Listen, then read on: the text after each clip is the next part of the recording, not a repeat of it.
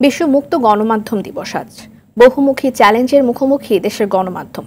এসব চ্যালেঞ্জ মোকাবেলা করে গণমানুষের আস্থা ধরে রাখতে এবং মেধাবীদের এ পেশা টানতে ব্যর্থ হচ্ছে গণমাধ্যমগুলো, যা রাষ্ট্র ব্যবস্থাকে দুর্বল করে ফেলবে বলে মনে করেন গণমাধ্যম বিশেষজ্ঞরা। বিস্তারিত জানাচ্ছেন নাজিফ ফরাজি।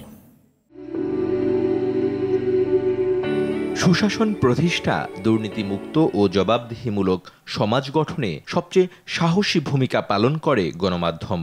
এজন্যই গণমাধ্যমকে বলা হয় সমাজের দর্পণ ও রাষ্ট্রের চতুর্থ স্তম্ভ।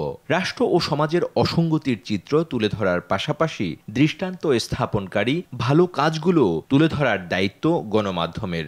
প্রচণ্ড প্রতাপশালী ও ক্ষমতাধর ব্যক্তি ও প্রতিষ্ঠানকে চ্যালেঞ্জ করে মানুষের কাছে সত্য সংবাদ তুলে ধরার দায়িত্ব গণমাধ্যমের।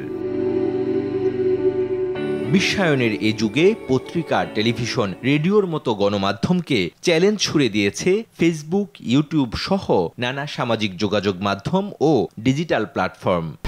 1, 2, 3 ঢাকায় জমি জিতে নিন 100% ক্যাশব্যাক সহ 20 কোটি টাকার পুরস্কার।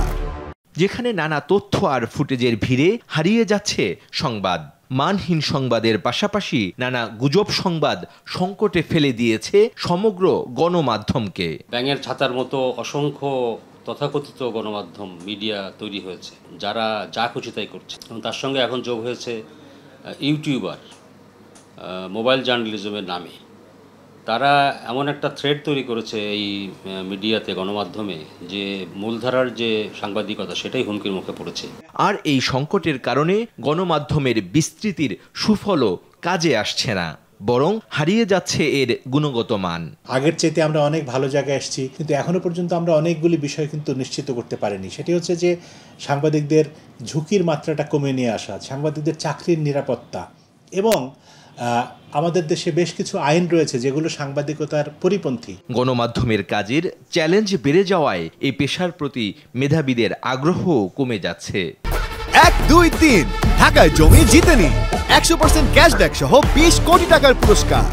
ভালো শিক্ষার্থী যারা পড়াশোনা করে এই পেশায় আসতে চায় তাদেরকে উৎসাহিত করার জন্য উদ্যোগ নিতে হবে।